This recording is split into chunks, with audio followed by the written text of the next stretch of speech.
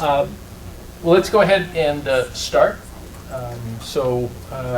Hopefully you're in the right room. We're going to talk about success, beginning with the crucial role of leadership. My name's Jeff, and this is Michael Carter. The way it's structured today, and then we'll introduce ourselves a little bit, but the structure is I'm going to be bringing you, we'll call it best practices, or for those of you that are fairly mature project managers, it'll be, you'll call it ho-hum. But then Michael's role will then to bring the nuance of more the reality to whatever that statement is, so we can start to unpack that and look at, so what are we really talking about here? And with that, Michael, if you would introduce yourself so you'll understand why we've chosen Michael to speak to the reality part of this particular presentation. It's my pleasure, Jeff, and just for the record, Jeff's the better looking guy here. And that's Jeff, that's me. Anyway, Michael Carter, I've been around quite some time. I did have very brief discussions with some of you. Most of my adult career has been as the chief operating officer, chief deputy, acting director on occasion. And I think that my advantage or claim to fame is that I've had to roll up the sleeves, understand divisions, departments, how they come together, to appreciate strategic planning, and to look at performance and outcomes. And so, with that at risk and at a very early age, I felt compelled to roll up my sleeves and really try to figure things out. So in terms of experience, I was the chief deputy at Teachers Retirement, which I've shared with some of you, for 17 years. I really am an old guy. And chief operating officer with the state controller's office under Cheong and Wesley. Started at Department of Finance for several years, and so I got a foundation of budgets, accounting, legislative presentation, things of that nature. Also chief of staff at the assembly for an assembly member in the 48th district. So I have I think a wealth of experience. I'm not suggesting that I'm intelligent, but I've been around, had some really great experiences. And from that, I think you learn a little. And so that I would like to share with you in terms of leadership and running projects, which I have also been involved in. I was also the co-chair of the Fiscal project at the early stages, development stages. So where it is now, I can't tell you. And, it's I think it's moving. But in terms of setting the foundation for an enterprise project, I was involved with that along with Fred Klass, who was the director of finance at the time. Great. I'm not going to waste any time introducing myself. I'm with a consulting company called CPS HR. Hopefully it's evident why an HR company would be here talking about project leadership as we get into it. So with that, first of all, we wanted to take advantage. I don't know if you saw the SACB this morning. It's a great Dilbert cartoon, but if you want to take a moment and look at that. As we know, well, first of all, let's see who's in the room. How many project managers are in the room? Just show of hands so you can look around the room. So I'm seeing a good 3/4 easily. Also, you play the role of project leader or sponsoring a project. Any in the room? Great, great. So we'll pick on the project leaders then instead of the project manager. We can take you in this group. We can't take them. So as the slide indicates, usually in a project, it's the people part is the most difficult part, yes? And then the project leadership itself is one component of what we want to look at in terms of our presentation today. 3 things we want to anchor in with you very quickly. Our focus is going to be on large-scale enterprise-wide projects. And the reason we picked such a large topic is, as you know, there's so many variables, so many things that can go right and go wrong and that you have to take into account. So our belief is if you can get this with a large-scale project, then anything else smaller than that, you're going to be fine. I'll go through these real quick, and then Michael, you can weigh in and nuance these. Our belief is that project leadership is a crucial determinant of success or failure. There are a lot of studies that point this out. I don't know if any of you follow the work by ProSci, but typically the number one reason that they've found for the 60 to 70% project failure rate, they lay it at the doorstep of the project sponsors or project leadership. What that means, that's part of what we want to unpack today. Obviously, projects fail or succeed for other reasons than just project leadership, but we're going to focus on just that element of the puzzle today. And our intention today is then to bring more precision to the role of project management, but then the greater topic of project leadership, and that could include the executive sponsor, it could include the project leader, it could include the senior executive team who's probably going to be involved if it's a large-scale enterprise-wide change effort. Michael, anything else you would say on these three to help sort of drive this home? Sure, just very quickly, the PMs of the world, I personally think you're better equipped to oversee projects than many. We want to talk about leadership aspects and to what degree the organizational leadership comes into play, your role in assessing organizations in terms of what they should be doing, because it's not a perfect world. And when I say you're better equipped, because you're better trained, you have an enterprise perspective, you have fundamentals in place that executives, quite frankly, may have missed. And I'm not suggesting at all that organizations aren't capable, but there are many, and you've probably seen them, that don't really add value in terms of project participation, success, what to look for, what they even want. And so what I will try to do is discuss with you how you might look at your jobs a little differently so that you're not in the mode of, well, I'm doing my job and the project still fails or is suboptimized. Thank you, Michael.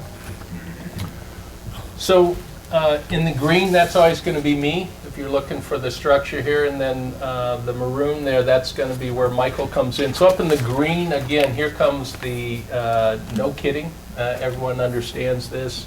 A project manager, you're tasked with getting the project complete, right?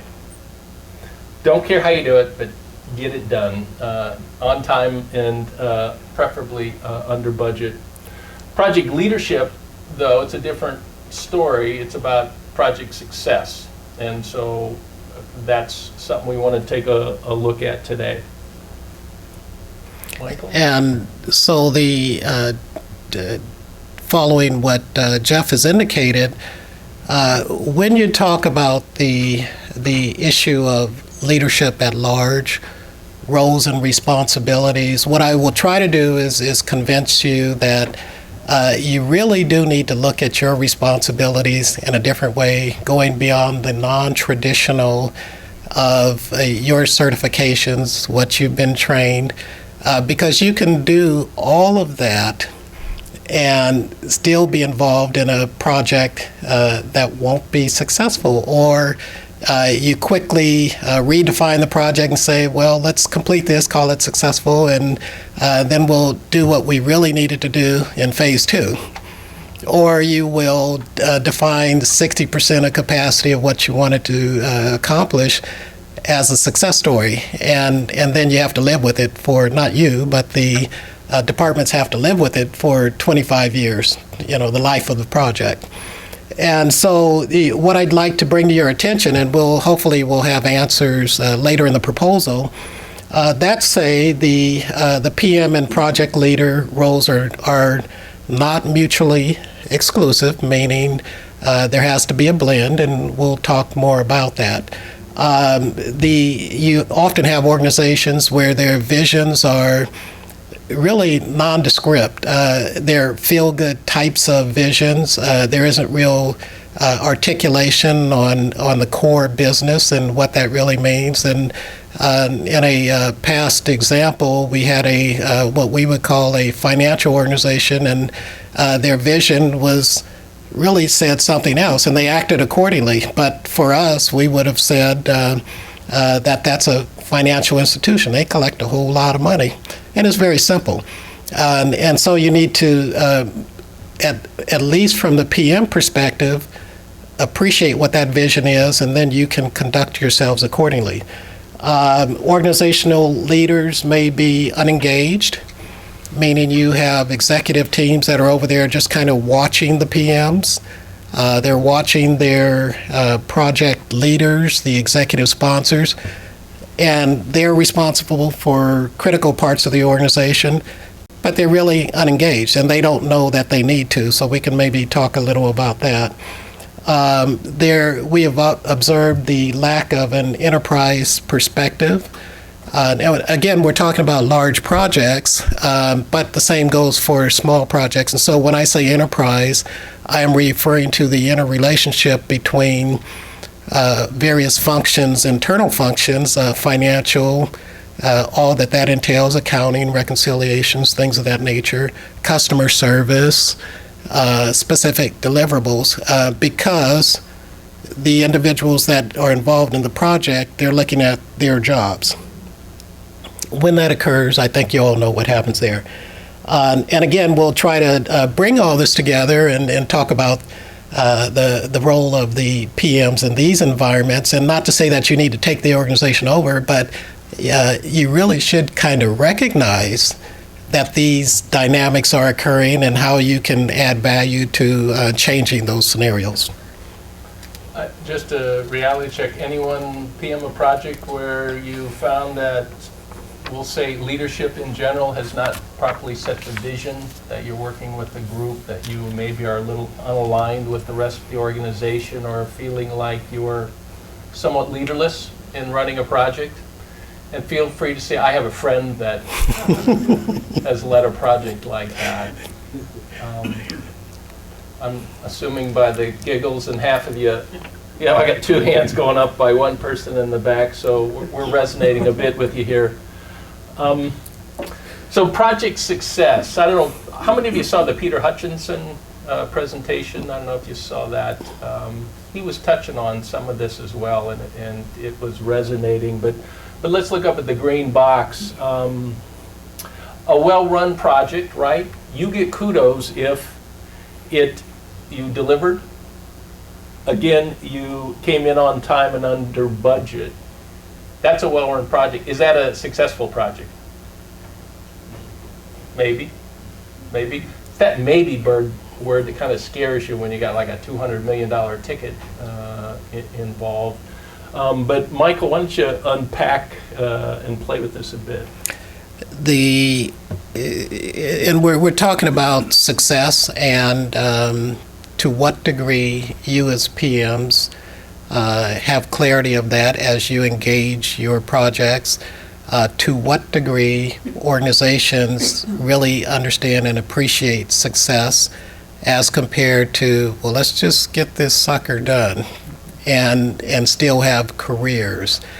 And or are you going to be super proud of what you've done? And so the idea of success needs to be defined. And the effective leader kind of knows, or should, let's just redefine that. They should understand success from the onslaught. It should be well defined, not in terms of just deliverables, and I will speak to that for a moment, because if you have an unarticulate project that really doesn't give you the guidance, you can call your efforts anything you want. And so you can say that, well, we met the deliverables, but many organizations, and I just have to say this, and I'm not bashing organizations because there are a lot of good ones, but there is a significant number that really don't understand what they want out of a project. And I'll give you a good example. When they say replace a legacy system, run for the hills. Because all they're doing is saying, well, we want to replace our solution because we can't find any programmers. And I know you've heard it.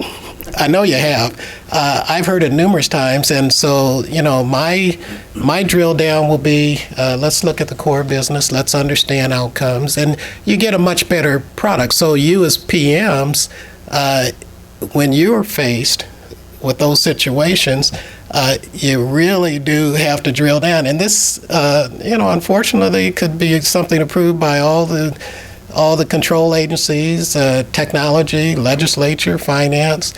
And the realities is they sometimes don't wear the operational hat.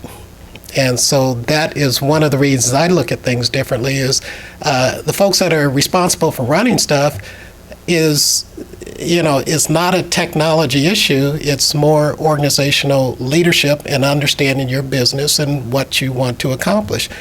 And as individuals, I will guarantee you, technology-oriented or not, when you step back from things, you really can apply a common sense approach to what you really want out of a project. But sometimes that seems to be missing. So let's look at a PM, and this is just a simple way of looking at it. Let's look at PM on your left, and then we'll call it project leadership's focus on the right. So PM, again, everyone raised their hand, so nobody's going to argue with this. You're focused on objectives and outcomes like you're supposed to. You're directing what gets done. You're responsible for it and taking care of team structure. You're assigning tasks. And there's a last bullet here, and this is the interesting one, and it ties when we jump over. You have minimal flexibility. And by that, here's what we mean. It's not that you're an inflexible person, but you've been given a directive. You've been given a set of tasks and a time frame and a budget, and it's your job to get that done.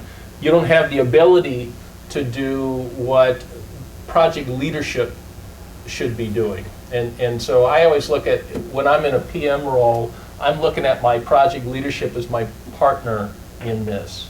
And I'm looking to my partner as part of this. Michael's going to get into, let's get out of the PM versus PL and look at what would leadership look like for everyone. But for now, we're still stuck in this slide, one or the other. So let's look over at the leadership side. There, the leadership should be setting the vision aligned with the measurable outcomes. They're connecting the dots. They're having us understand why we're doing this. It's also important for the organization to see the leader up there talking about this. If they're up there in the front end and then you show up, everybody should say, oh good, we're waiting for you to help us get this done. You don't have to explain, so why are we doing this and why are you here? Second bullet up there is making sure the right strategies get done. Third is they've got a broader perspective. Fourth, team synergies. You're looking at structure, they're looking at synergy. Synergy for me, a practical example is you're working with a couple departments and now you've hit a friction point and you're now sort of having to separate them and come up with some sort of agreement on how can we go forward together. That's where I like to see my project leadership come in, either there or behind the scenes, and make sure everyone is working with me and my team, motivating people. And then their last one is, theirs is maximum adaptability. They have the ability to do that. Of course, if we've got an agile project, that helps us in terms of being adaptable. That's another presentation. But for now, we wanted to be able to articulate and sort of set these next to each other. And you can see that there are two different roles, two different ways of going about this. You had raised a hand in the back before, and I didn't know if it was a question or you were just, okay. He was yawning. No, he's paying attention. Just kidding. Thank you. Do you want to unpack that, or now we'll just keep rolling? I think keep rolling, and I'll comment after the slide. Good.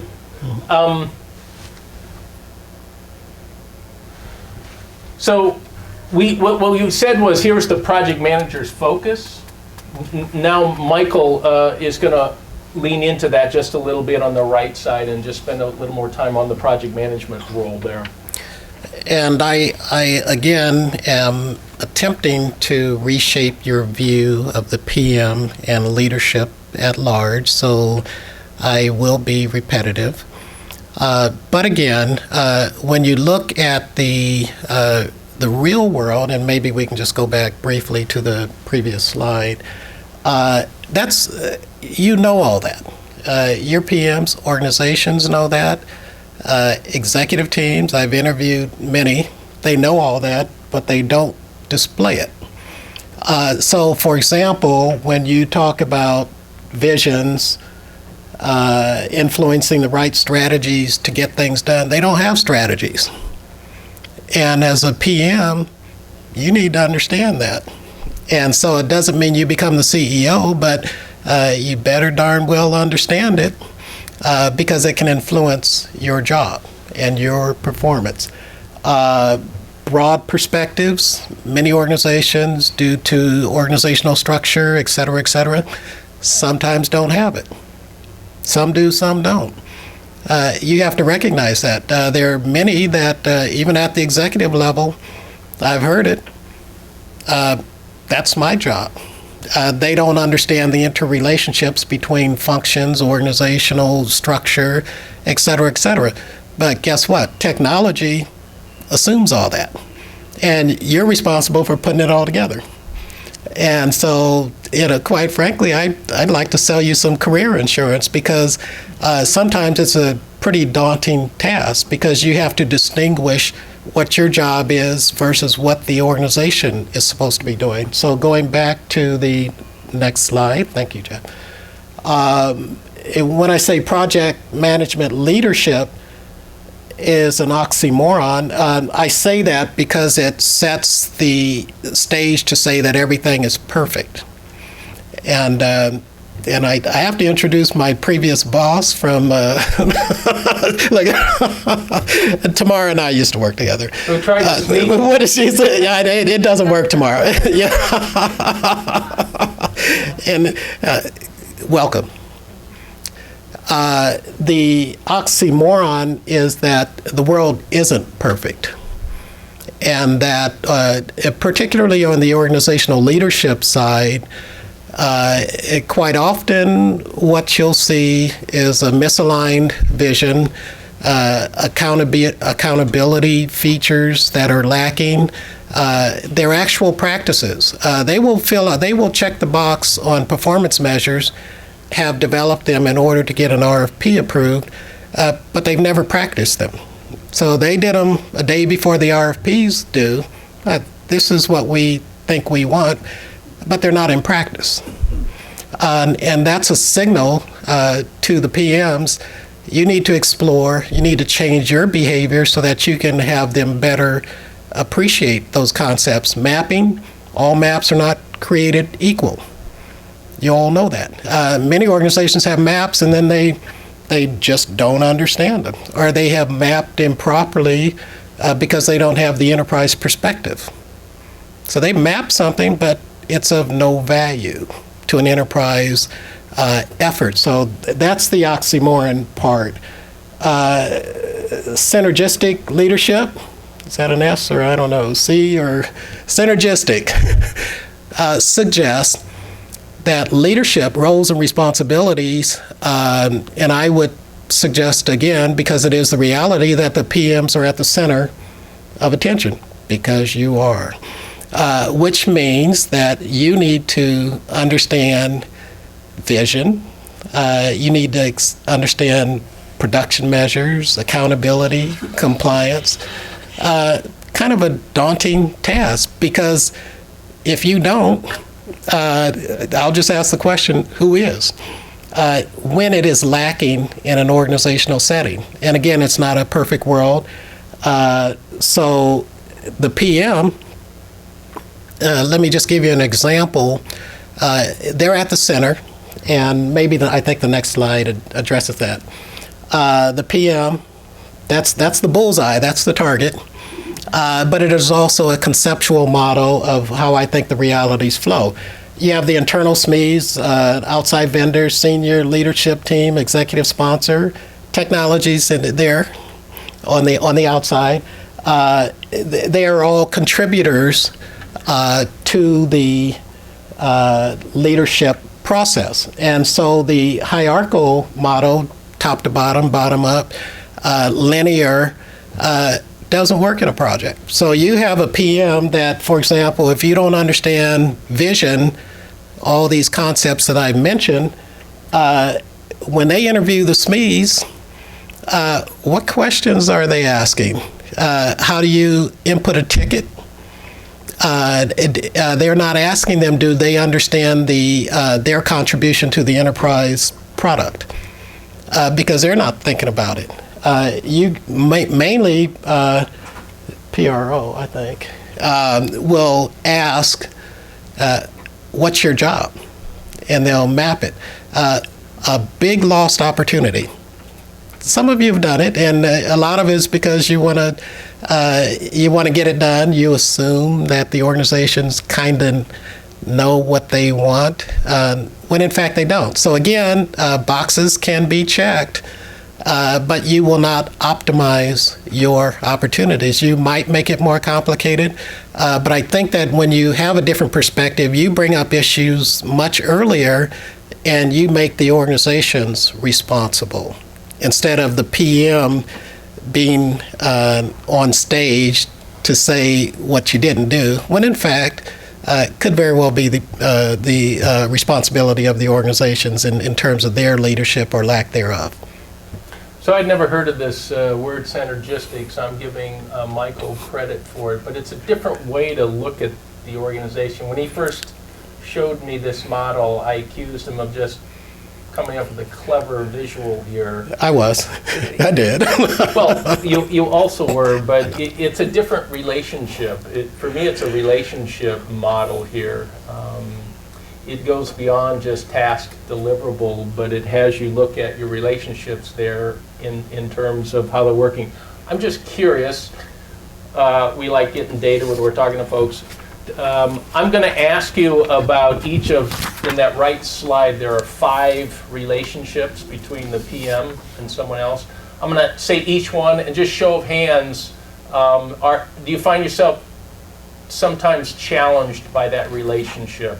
I just want to see what the data looks like in the room. So we'll start the outside. I'm an outside vendor, so feel free. The outside vendor, do you find yourself sometimes challenged by your relationship with the outside vendor? Show of hands. About half. How about, I don't know what other contributors are. That could be, I don't know, we're going to skip that one for a moment. How about your internal subject matter experts? Show of hands.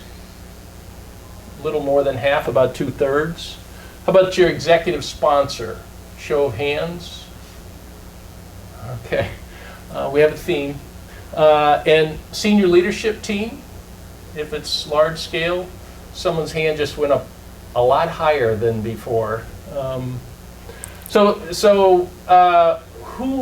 One person, speak for the group, what's the problem with the relationship, or what's going on? Not the solution, but what's the problem? Can someone put a finger on it? I think it's different expectations. Each of them have a different expectation of you as the project manager. So the point was different expectations. Good question. We won't answer it now. Who's responsible for setting the common expectation, or who's responsible for setting these expectations? Is that you? Is that the project leader? Is that you and the project leader? Interesting. Anyway, I like the model. So if you use it, they should pay you if they use the model. That's a good idea. Other contributors very quickly, Department of Technology. Tamara's heard from me on a couple of these items. Department of Finance, the legislature, your executive leadership. So when you say executive sponsor, that might be one individual that may or may not work for you. And so you have to, and you have the authority, you have to engage all of these either directly or indirectly, or at least be aware of expectations. For myself with the PM, I had a duty statement. They knew exactly what I wanted, what I expected, and I gave them a general guideline on performance. The lunch session was sitting in technology table. Folks were talking about oversight, and it was a very good discussion, but it was strictly from a technology perspective. They were talking about tools. I'm saying, well, let's define oversight and who's supposed to be doing what. And so the lack of clarity is key, quite frankly. So, thank you, Jeff. You're welcome. Just a couple of quick. I'm sorry. No, go. Yeah. Well, I think we're going to run out of time, but in terms of the focus, you kind of know that. I would say executive leadership, and that's on the organizational side. There's a little more emphasis on motivation, the rah-rah, kind of, keep the spirits up, and they lack clarity of direction. And there has to be a really good balance, and when it's not there, PMs, again, I'm not really kissing up to you because you're 90% of the audience. Maybe I am, I don't know. But the reality is you kind of know. I mean, you're at the center of all this. The leadership, I think, it's quite evident from this conference. Some of them don't think they need to be here, and they do. Quite glad to see you here, and it's super important that they really understand these things and make sure that they bring that to the table. And I've seen so many times they just don't do it. So how does a PM establish a working relationship with the sponsor staff? The sponsor staff, meaning organizational leadership. Who's telling you not to? Because for me, in terms of projects, and I've been on several pretty large ones, early days, some were successful. You probably never heard of them. You're from CalSTRS, but I was on the database conversion at the time. It was quite some time ago. I'd call that successful, and don't say anything if it wasn't. But some successful, most large, some not so large. The disability imaging system, controller's office, disability application, CalSTRS, the payroll project, controller's office, early stages. I was there when it was an $18 million project and crept up to $25 million. Then I retired, so I'm not stupid. But all kidding aside, it was just time. But it was on a pretty good path at the time. Turned out to be a $263 million cost to the state, and they got nothing for it. There may be reasons for that, but I won't get into it. And it's just because of a number of things, but that was after my engagement with the controller's office. And I didn't retire because of that, it was just time. Thank you, Joe. This next slide, what I like about this, either if you're in a small project, you're the leader too. When Michael gets onto the right side, what he's telling you is this is what you need to be doing. If you have project leadership you work with, this is what they should be doing. Or 3, if you aspire to be a project leader someday, then these are the tasks. This is what you're going to need to be able to do. So, Michael? Very, very quickly, the 2 things I'd like to emphasize, and maybe you can just kind of write it down, is re-examine your role as a PM.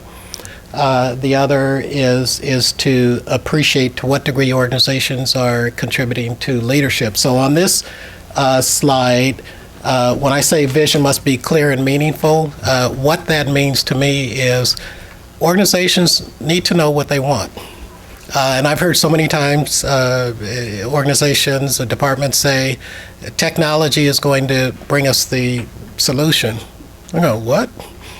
It's like going to a bank, applying for a loan, and you don't know what the loan's for. It really is so basic to have the discussion And again, they will have checked the boxes, but do they really understand outcomes? So again, mixing a number of variables, scenarios. If an organization doesn't have performance measures prior to letting an RFP, and they just recently developed them, they don't understand performance measures. They really don't. They put down what's good, but I will guarantee you they don't manage to that. So how are you going to build performance measures, and what does that entail? How do you define it? And to me, that's a well-run organization. They would be interested. They will at least have had a start, but you don't see that in some organizations. Some you do, some you don't. So those are all clues to you in terms of project leadership. It's not just the PM, it's the organization, it's a combination, synergistic, and you need to tap into that. Don't be the Lone Ranger. When you don't get answers, you ought to let someone know. It's not, you're not being a snitch, you're not telling on people, raise the issues. Your oversight, work with them. They're independent, they kind of know these things. Some oversight companies, individuals are better than others. I've had to get rid of a couple of them because they were of no value. I gave them a job description too. I'm pretty fair, considerate individual, but when they add no value to what you're doing, you have to get someone that adds value because there's so much at stake.